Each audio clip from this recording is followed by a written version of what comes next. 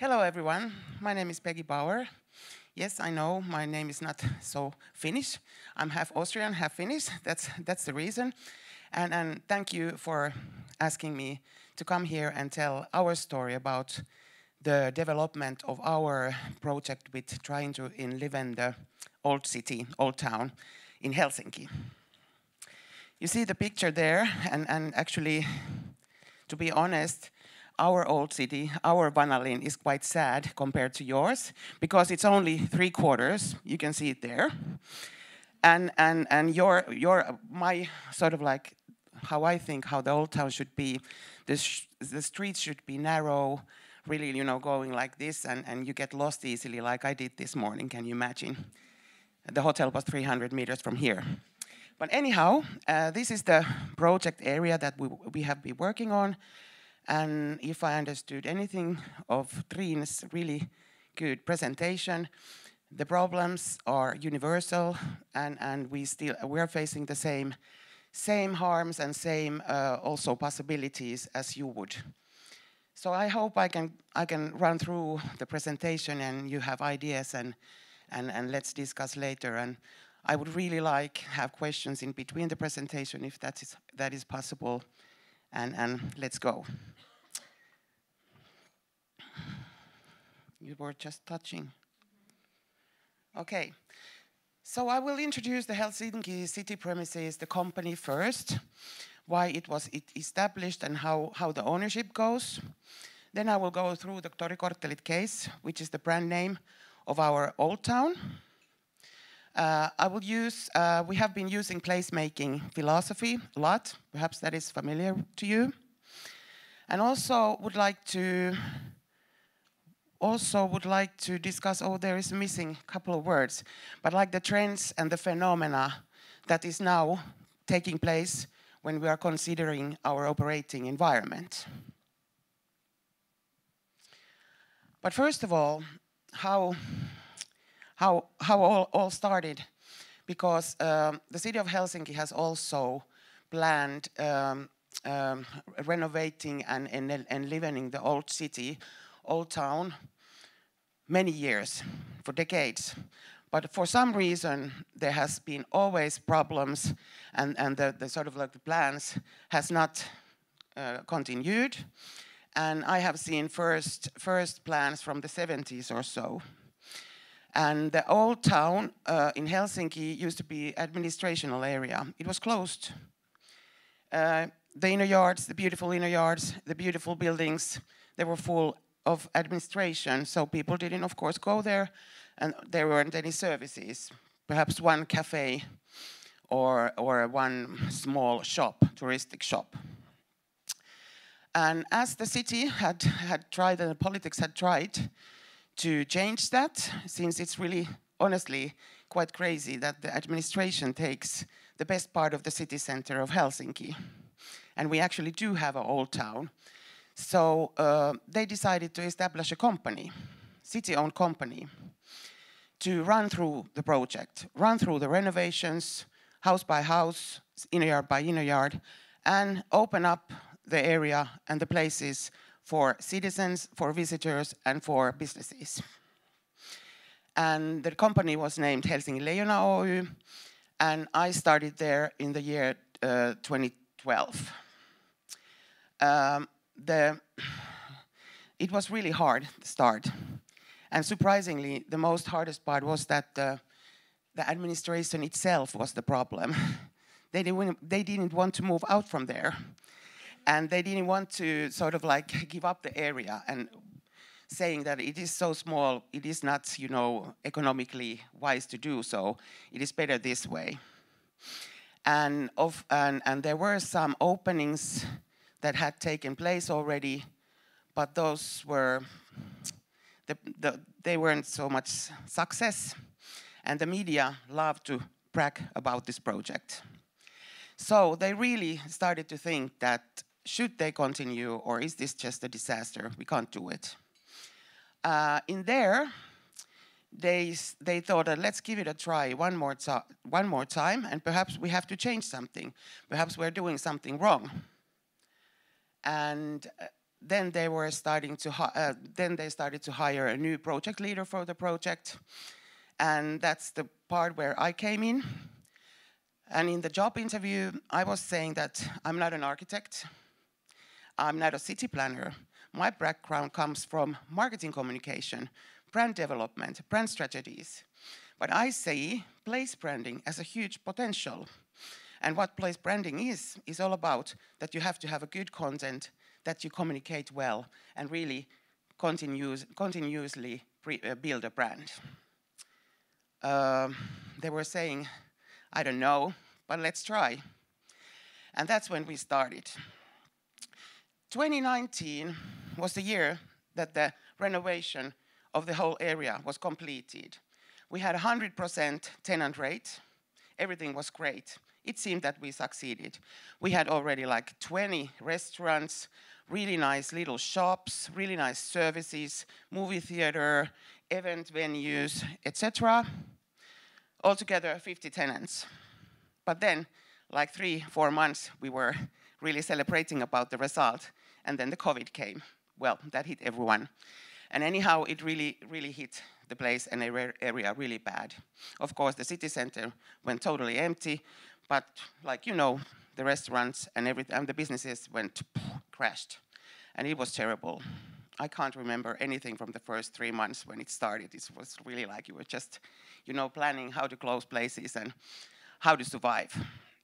But anyhow, as the city of Helsinki had learned what kind of sort of like talent and what kind of way of doing is very good, they said that they want this more.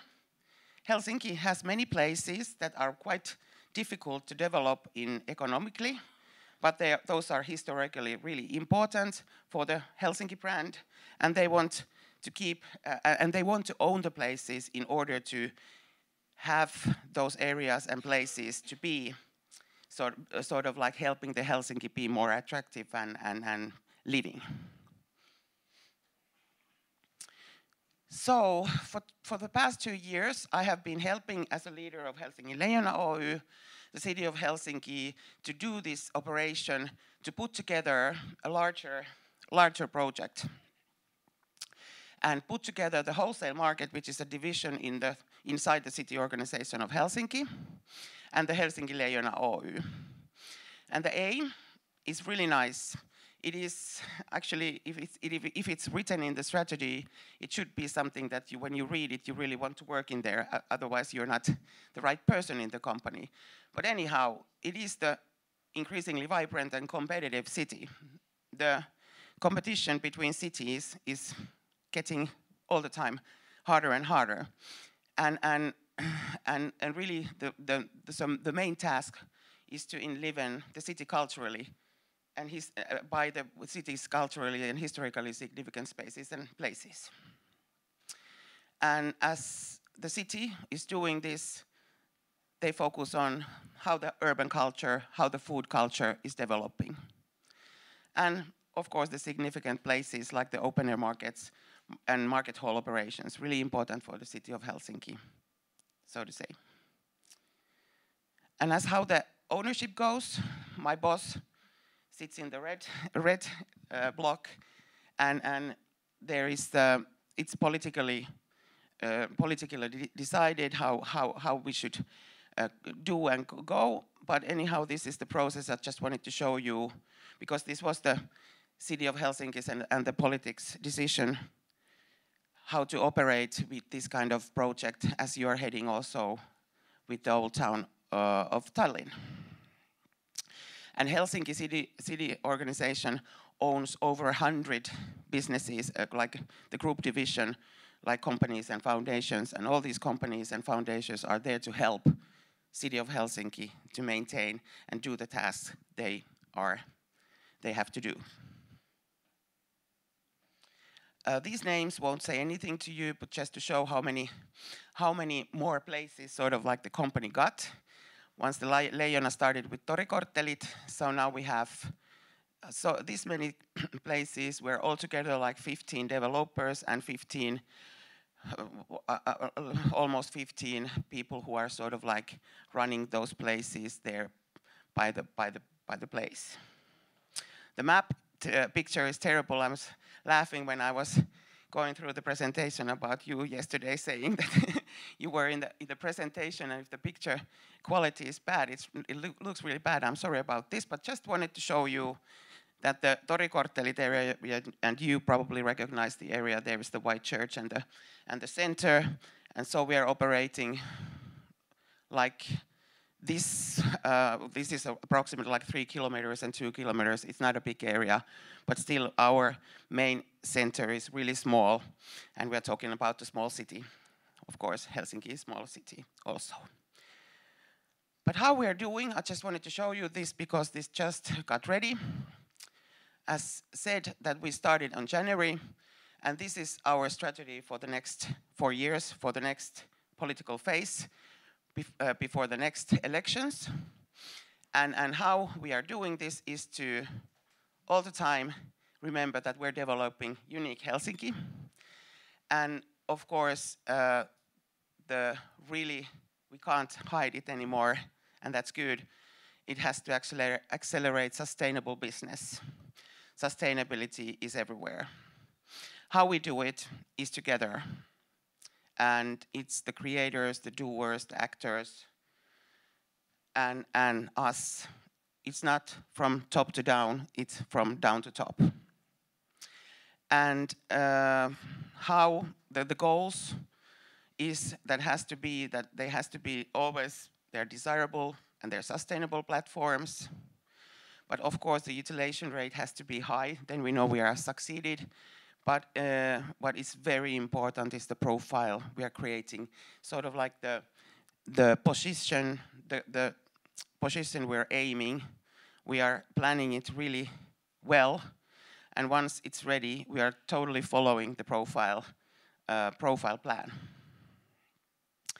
And we are doing this for locals, first of all the places, also the old city, old town. So over and over again, we want the visitors to come. And when I talk about visitors, those are locals as well. I will lighten up that thought a little bit later. And with bold actions, I mean, that is something that's really sometimes interesting. How come we just, we can try to do things really differently and surprisingly? And that's actually something that really interests us as locals, but as people anyhow. So aim high. And how we do it is together again, but customer orientated. I don't know if it's here the same, but in Finland, in Helsinki, it's quite common to think that the municipality is not that polite. It's not for customers, not for citizens, which is quite funny, I think, because they are paying their, rents and salaries, so it should be other way around. But anyhow, really customer-oriented way to do, and the trust has to be mutual.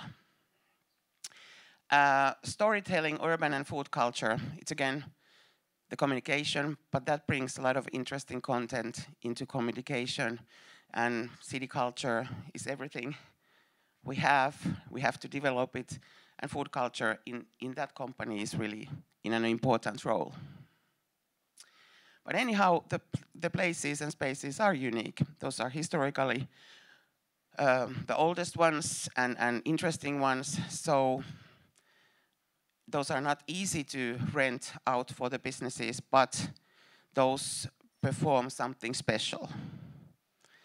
And we're doing a lot of with experience and event development as well. I'm not saying that we are arranging a lot of happenings or events, but it's just that we're inviting them to our areas and places. And I think that is the best way to market the area and real estate or places, because then the visitors come in, and if they like a lot, they come again. That is a good way to show around. But anyhow, again, the clear profiles, how do we communicate the target position that we are aiming for the area or for the property or for something. And community together again. But I will go through the Torikorttelit case. This was the company that now we are established. And like I said, Torikortteli was the one sort of like beta project, and that was something that we will continue with other areas and properties. You probably recognize the place. And these are the, like I said, 3 blocks that we're working on. 2012, we made a clear vision, and this has helped us a lot. But anyhow, the oldest part of city center has to be positioned as a new Helsinki to sort of like present the newest stuff, what's going on, what's happening in the city of Helsinki. And again, together, makers and doers. And how do we bring the fresh city culture is really to have a dialogue with everyone and also, of course, follow the trends and be brave. But deed by deed and opening by opening, because we were renovating house by house, inner yard by inner yard, you couldn't sort of like launch at once the whole area. You had to be launching all the time. So it was the vision, how we did it, and sort of like fall in love with Helsinki again and again. And that was actually a possibility and interesting. So we kept the interest of the public and the citizens for 8 years, because we had always something new to tell. Well, this is the area again. And as you can see, those are only 3 blocks. Altogether, there are still administration. For instance, the city hall is here. And the administration stayed in the for the 2nd or 3rd floor. But we got like the 1st floor and the inner yards to open up for the businesses and for the citizens. And also, we were using the streets and the squares, the Senate Square and the Market Square, as a public place. We were treating it as a public place, like it is. And that's how it differentiated in the competition, for instance, with shopping malls.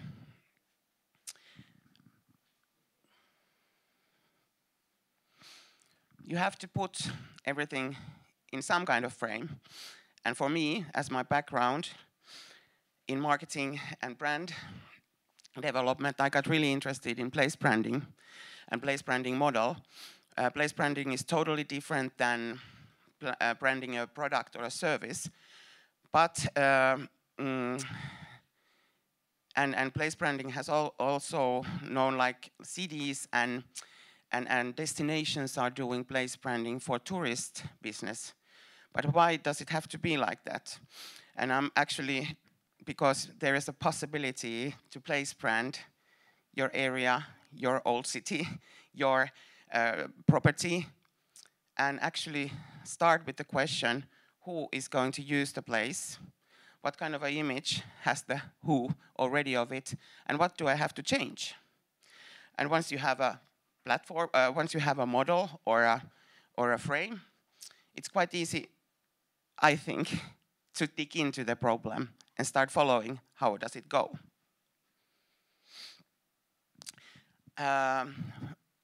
So this is from the model I really believe in, but this is put in the Torikorttelit context, and it's a little bit simplified, but this has been the way we started. Sort of like this side is the present, and this is the how we are trying to develop everything, what does it go through, and always evaluate where you are at, and start all over again.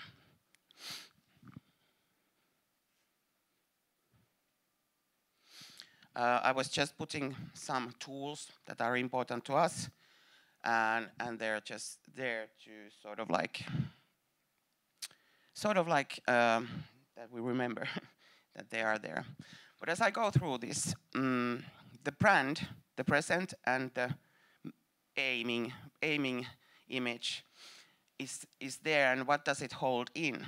the stakeholders, I'm using the word stakeholder because shareholder and stakeholder, they of course have a difference, but actually all of these stakeholders are sort of like more close. All of those are really important. So you have to go through all of them and think how they think about the place or the property. And how do you engage them to come with you along for the process? We, for instance, we named the Friends of Torikorttelit the brand ambassadors from the beginning.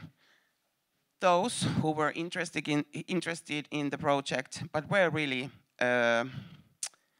influencers on their field, and we needed them. We needed them to tell about the story and tell about the thing that we are starting to do. We also were aiming from the beginning that it is a community that we're building. The tenants should care who their neighbor is and see if the neighbor comes in. They're friends, not competitors. Of course, they're competitors, but they mustn't be afraid of competition, because competition makes you perform better, right? And also, as we were the city, and we are the city-owned company, we are really working really closely with the city organization. Don't underestimate that, even though for me it's sometimes difficult. It is a lot of work, but you need it. So, like in the beginning, I was telling, it was quite hard at first because it was a new role. The company was doing a new thing. It took some time before it started to go well. And visitors, here I'm talking about the locals as well. And this is, again, I come back to this place branding theory, that how come we can't think visitors as locals as well? How come we don't develop places like destinations for locals? Because there is a huge trend, which is still a little bit not totally realized. You have the same meaning, local traveling or micro traveling. You're living in a city, what to do tonight? I want to have a nice experience. Let's develop places like services for visitors, even for locals. But anyhow, where we started from is the physical area. It is the Helsinki's the oldest part of the city center. Empiric state from the 1752 is our oldest building. How sad is that? But that is true. Helsinki has been, burned a couple of times. And the state where we started was that the area, the top of mind image, is that it is an administrative and touristic area. And I have to say also that place branding always holds a longer term changes. You can't change that easily and not quickly. But anyhow, we were using a lot of time with the Torikorttelit friends, sort of like administration, it's like a board, advisory board could be a better word. And all of these people we were inviting, for instance, this comes from we were calling Torikorttelit dinners. And we were always planning to go to a place where you usually can't go, set up a table, very good cook, and for instance, something very special, we had invited Klaus Haapaniemi, perhaps you know that, designer that had the first time ever a shop in Finland. He operates in London. And we were inviting people from fashion field, from design field, from culture field, and discuss. Not have presentations or try to sell the idea. It's the discussions. And they became the friends of Torikorttelit and really helpful for us. They did it for free for us. They were always telling on social media, hey, there is a new event or there is a new opening. And it takes time, but it's really interesting. And I really suggest that this is something that, like here, if I understood correctly, you are coming from different fields, but they are putting high hopes on you that you have ideas for the future. This picture is really old, but I chose this. This is from after probably 7 years or something. But this, for instance, is about the community. As we started to get businesses in the Torikorttelit area, every summer we had street festivals. This is not a new idea, I know, but it was something that Helsinki people didn't have experience of, hanging out on those quarters. And what an easy concept, but the glue was that the tenants and us, we did it together. And it wasn't just some kind of a party from a shopping mall. It was really a public place event, free for everyone. So some entertainment, and then of course shops open and restaurants open. And again, introducing the area for the locals. Do I have time? You just have to, okay. This is also something that I wanted to, and this comes from the brand content in that sense that we renewed the Christmas market, 12-14. It was quite nice, no complaints, but the locals didn't go.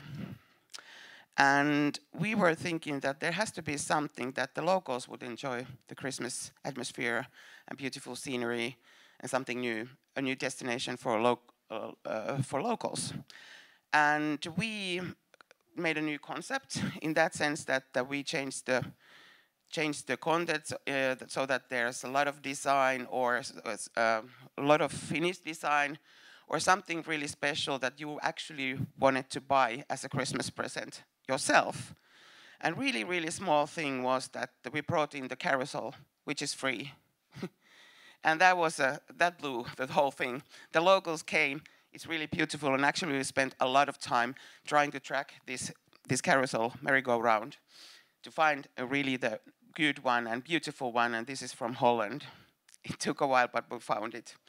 Anyhow, also introducing the area for locals, and it was a success. Nowadays we don't do it anymore. Helsinki established a event association, and now they are taking care of all the profile events in Helsinki. The brand identity. This was actually our strategy, how we chose tenants. We were putting the concept in between the uusi kaupunki, the new city, but it's the new old city concept. And everything we did had to be the promise of a new era, of the new strategy, identity of the whole area. And those are, sorry, in Finnish, but for instance, new Christmas city. We designed the Christmas market totally differently, totally in a new way to serve the Helsinki people. New city of children. All the content, we actually added on a lot of events and shops and restaurants that are children friendly. And actually during the past 10 years, the close by the city center of Helsinki has changed so that many families stay there even though they get children. It used to be so that once you start having a family, you move a little bit further away and get more square meters. But all of a sudden it changed, and nowadays all the schools close by the city center are full, and there are more families living close by the city center. But it's just that the philosophy, everything we did was always to think through these concept lenses. Does this serve the locals? Is this something that would be successful? But we even had one rule as well. Is it good enough to go through the media, the PR? Is it news?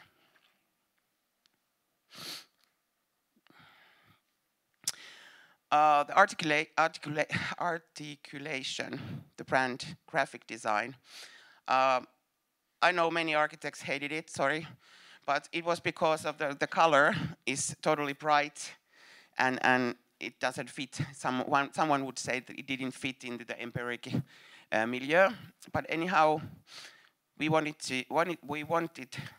to draw out the new era and it was also something that we were doing, sort of like really,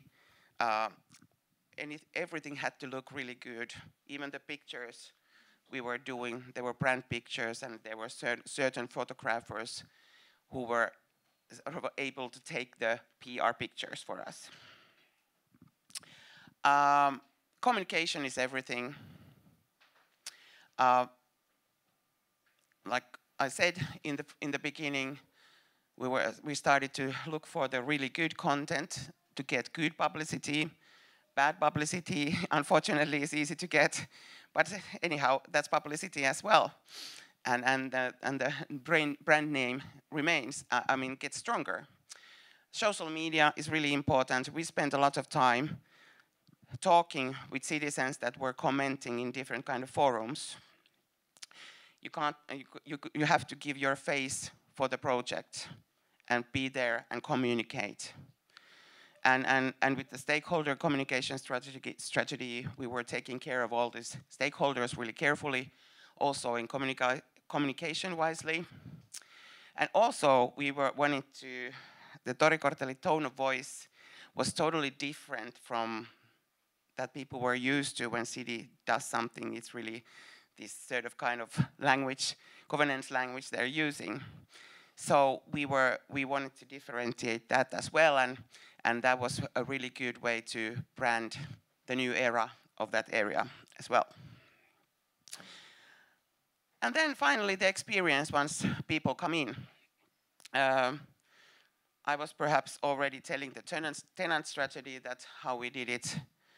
But the surprising content, for instance, small things, and also the service design, it is something, it is a tool that it has potential and should be used because it helps out to find interesting new ways, use the area or serve the businesses there. For instance, there is a small sauna behind the city hall. And the sauna bars were open. It was really a small thing, but it broke the news. And it was actually quite funny. And you can believe that tourists were amazed what is happening here, but they came a lot. But acts can be quite small, but the meeting can be so large. And also the square in front of the white church, it is you mustn't do there anything real long term. You can have there a short event, or you can have there a 3-week Christmas market like there. But it is said there is a rule that you mustn't have there long-term happenings. It has to be empty. But during Corona time, I have more about it. We used it as a large, really nice terrace. That was surprising, and Helsinki people that was the final thing when they fell in love with that area again and realized that they have it. It's not only a touristic area. They should be proud about it and also enjoy about it. And also the enough budget keeping up the attractiveness. For instance, there were really beautiful flowers around this old city area. But I don't know, in Helsinki it has been some problem every now and then to realize that you should really put money on the attractiveness. Anyhow, then the evaluation. It has to be continuously, and we are of course measuring. We are of course following the customer satisfaction, but the most important is the citizen satisfaction. And where we now, it is thought of a versatile and interesting area, and the community works well. We still have strong seasons. We don't have the area enough working a year around. We have there a lot of things to do, but anyhow, we have perhaps gone, or we have gone further, and the city and the locals have found their old city. But anyhow, we do it for locals with very versatile content. The events introducing the area, but new seasons as well. This is a street food festival in the end of March. people were saying that you're crazy, but said, hey, let's start the spring a little bit earlier. We are ready for it. And it was really enormously success. And it also had a meaning to sort of like have the street food revolution. It's not anymore steamed sausages. They were serving oysters, etc. It was really nice. A couple of years we did it. And most definitely the sustainability in that sense as well. We are now in the phase of teaching our next generation how to use Old City. And perhaps they will continue from there. So we are concentrating with small things for children and sort of like try to learn. Teach them to use their Old City. I have to go through this really quickly. But anyhow, placemaking is perhaps a concept and theory you know already. But anyhow, and it is for the public places. And we did it for showing the new area.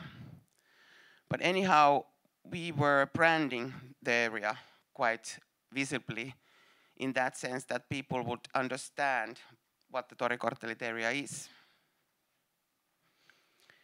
It's shown quite in the many places, even the bicycle we branded and the kindergarten or the playground.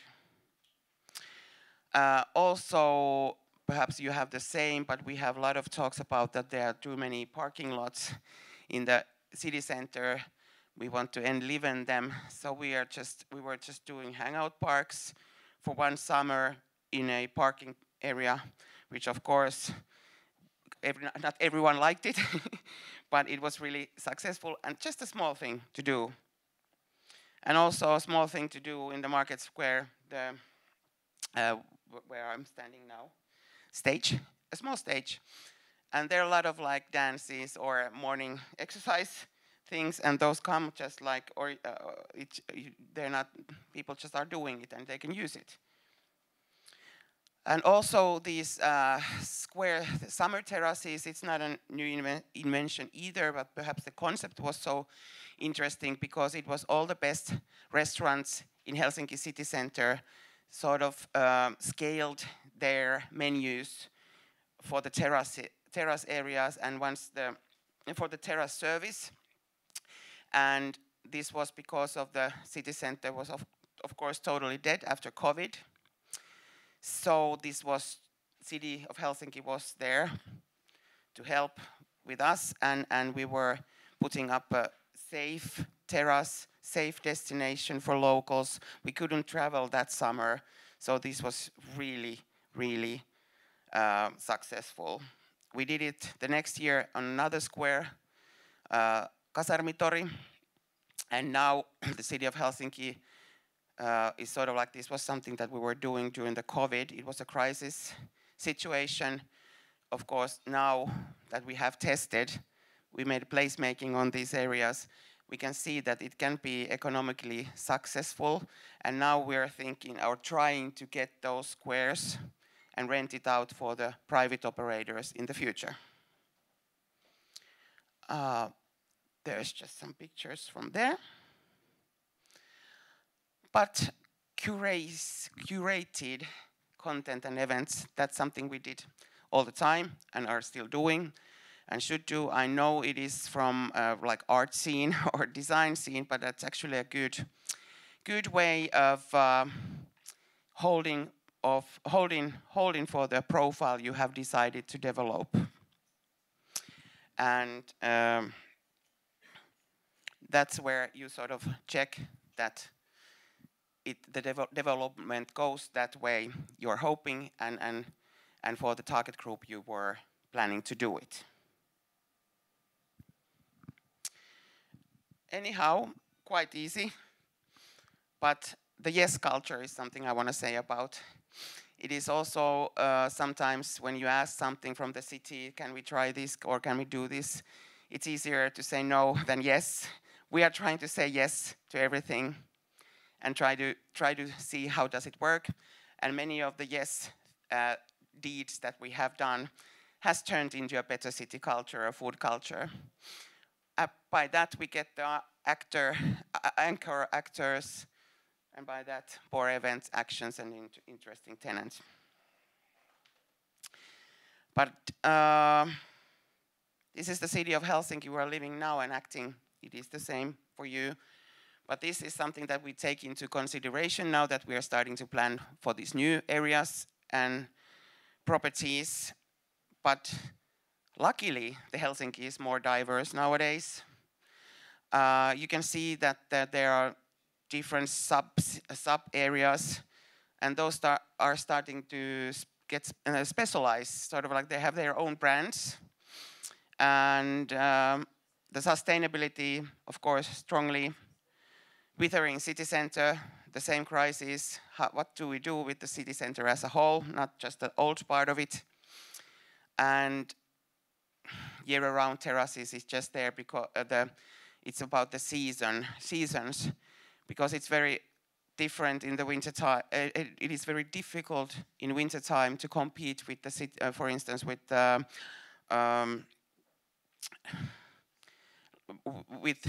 shopping centers and places like that, because the weather is what it is. So what to do about that? And of course, this weird world we're living in. Who did, when you were doing your annual plans, did you put on SWOT the pandemic or the war? So what's next? It's quite crazy, but yes, the sort of like, it has changed, and how does it affect on the things that we're doing? And then how we are trying to do this is, of course, the sustainably, but agilely. Don't be afraid of mistakes either. It's all about communications. We have admitted mistakes and made press about it. It's actually good to do it yourself than the public, the audience does. And together, most definitely. That is the only way to do it. Thank you.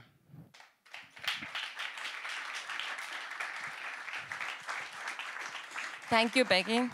This was very inspiring, and I would like to open the floor now for questions, and I would also invite back Trine, because we have a little bit of time. So raise your hand, I will come to you, and you can ask from in the Estonian case study, Tallinna Old Town case study, or the Helsinki case study. Please let me know if you have any questions. If not, I will start. Raul. You're like Finnish audience. Thank you. Very enlightening experience shared. My question is very practical. How you choose your tenants, or what method you use for the programming the tenants' different functions? So how you get those different functions in those quarters? Probably not based on the market price, or what method you use for this? Of course, the market price is important as well, but we were asking like 3 questions. Is this something that if you walk through, would you go in? If you walk past, would you go in? Is this something that you would come for to the area? And is this something that it could break the news once the opening is there? We were sort of like having test questions and testing sort of like, is the concept so interesting that the locals are interested about it? And we also had a really strict line that we wouldn't take global brands, for instance. Of course, we could have get Pizza Hut or Subway on the area, but we didn't take. And we were sort of like focusing on the local interests, because we were trying to get the locals year around.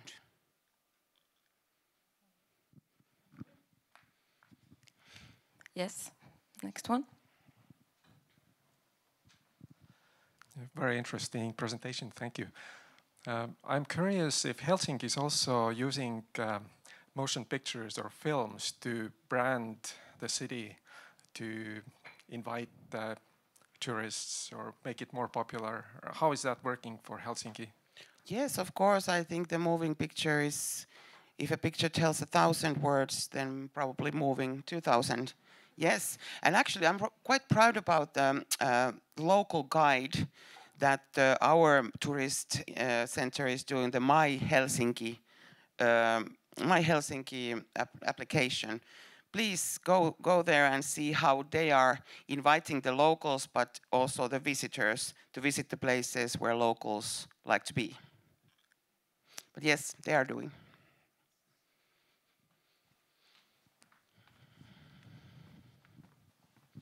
Website, My Helsinki website, not application. Thank you for the presentation. And first question would be at how many inhabitants are living in this Torikvartalit area? One. Okay. Mayor. But no, he doesn't like the place. No, he doesn't live there either. This is specialized then for only for businesses and I understand the local government also situated there. Okay, then this answers the second question. Then the citizens you meant for citizens of Helsinki, not this area. Yes, mostly. Thank you. Yes, citizens of Helsinki, 600,000, and of course the local travelers around the Finland. But that's why we can call all the people who are coming in visitors, because no one lives there. Good point, thanks. What is your advice for Tallinn, our medieval old town? Easy question. Ooh, I don't know. The place is so beautiful. Maybe I understand that it is different than those properties are in Helsinki, in Torikvartalit. Those are owned by the city of Helsinki, so we were managing the whole area. If I understand correctly, yours are more or less privately owned. So then you have my advice would be that you have to have a strong community to do this together, and sort of like everyone should have the same vision and target and work together, because it has to be similar and sort of like, yes, do the vision together and strategy together. I'm going to ask my question as well, because it's quite connected to what was just discussed. I really like the idea of the test ground, or taking a certain area and focusing only on there, creating a certain kind of a beta scenario. And I'm wondering how big or small it should be. For example, if we would do this kind of a case study, or just test out certain strategies on a certain area of Tallinn Old Town, what do you think that is a sort of suitable scale for this kind of scenario, in order to, because you had like 3 blocks, is that big enough, or is it too small? What kind of scale should one look at if you want to do a sort of a test round on a strategy? I think quite small. Actually, I was trying, for instance, even small acts can change a large thing. I was telling about the sauna. Or, I mean, sometimes we just tend to think things too complicated and too, I mean, you can test quite easily in a small scale. Once it's proven to work, start scaling up. But I would start really small, and I will try different kind of things that when you notice that the Tallinn citizens are moving and saying that, oh my gosh, I didn't think about the old town. We can actually, when I have free time, because you're competing of the people's free time, right? So you have to do something that you win, and the people are using the free time to come. So I would say that small things matter in many senses. I don't know if you got what I meant. Yeah, but I would ask now Trine as well. Like, Trine, do you see this kind of potential, or this kind of a quarter or area in Tallinn Old Town that is a bit specific or different, that could be sort of considered as a specific area to make a test ground out of? How to rejuvenate the Old Town? Yes, I think... well, Tallinn Old Town has historical quarters, like the Latin Quarter and so on. So in place branding, maybe this is some possibilities there. But also, I think, well, we have a lot of private property, but also we have a lot of property that is state-owned and which is owned by the city. The last statistics were about 17% is owned by the city. Or, well, it's not much, but it's still quite a lot. In a perfect world, in my mind, it would be a great testing ground just to start with the city's own property, try to make some criteria there for renting out and for finding tenants, use those rooms. And also the ones that are owned by the state, because in those properties, well, the public interest should prevail because it's in public ownership. I think it's a shame that we have even state-owned houses where we have this kind of souvenir shops. This is not what a state should do in this old town. Any more questions?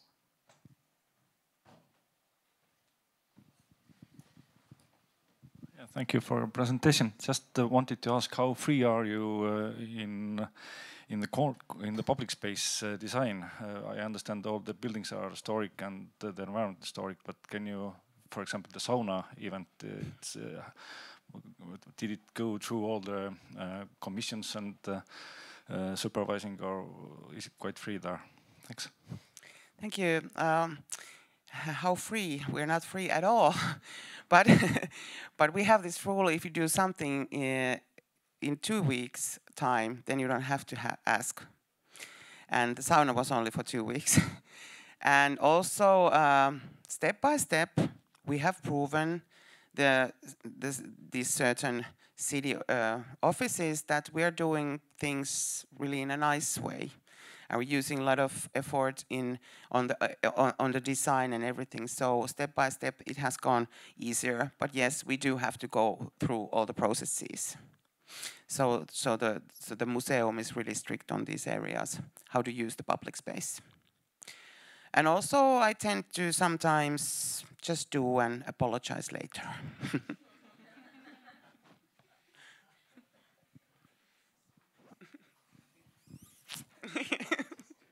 Yes. Okay.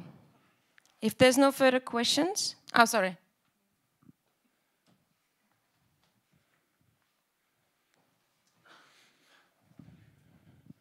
Just to take a second of your time. Maybe for Trine also, that as most of taking it from the startups standpoint, that every company that starts needs to have a story. And the investor always asks, what is your company's story? How did you start? Where is the mystery there? How do you sell that mystery that is in Tallinn and in Old Town?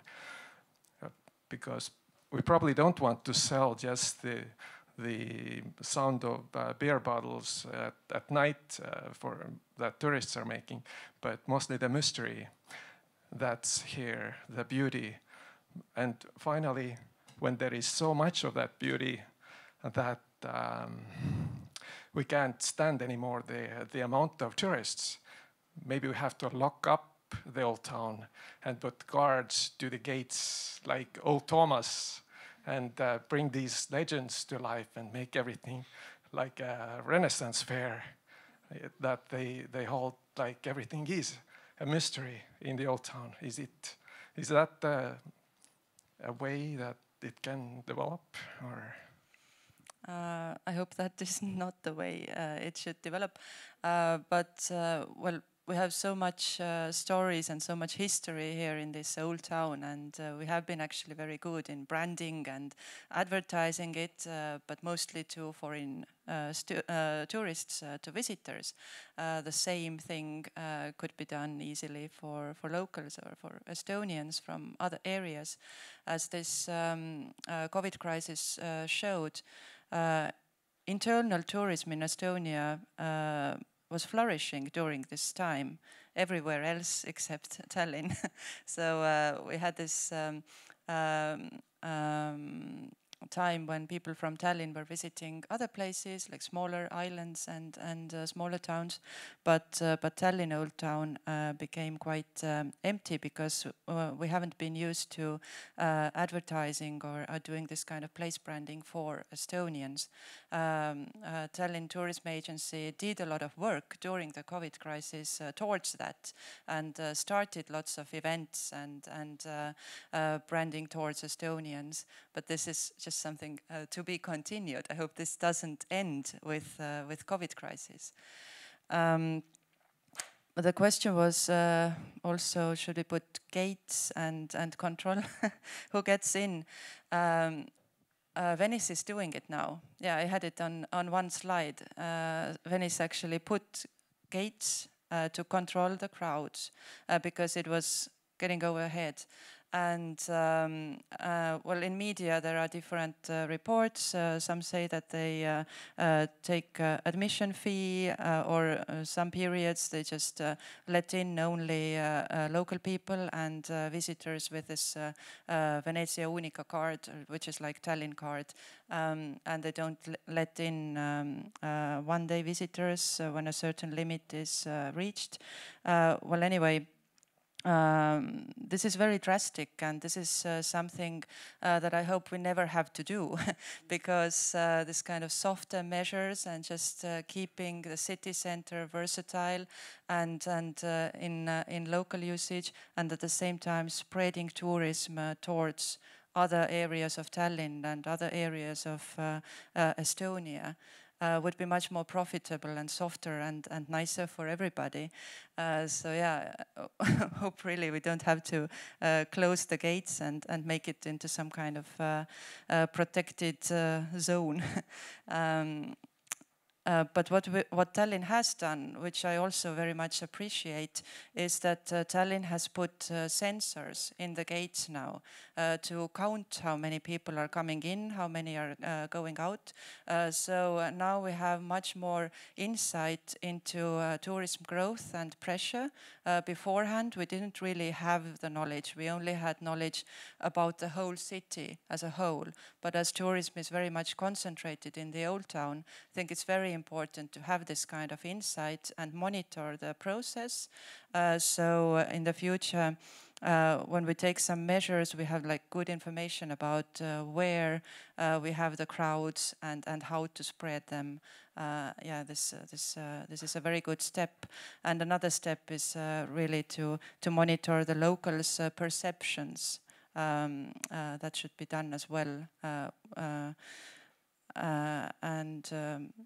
Yeah, at the moment, this locals' perceptions are monitored on the basis of the sub-districts of the city. But if we would do it on basis of the smaller districts, like Old Town separately, then this would already be also a very good grounds on monitoring the situation and taking proper steps. Mm-hmm. I would like to thank our... I've got a question also. Okay. Yeah, thank you, Peggy. Into these quarters, you were renting out these properties to shops, service providers, cafes, restaurants, and so on. Obviously, certain kind of businesses can pay more rent than other businesses. Mm-hmm. How was the pricing done? If you said that the market pricing was also important, but if some sort of a business would be able to pay more versus another business, how would you decide what kind of business you would take in there? The second question was, you had outdoor cafes and outdoor terraces. Were these also rented out for money? Yes. And with the COVID and the war and all this kind of stuff,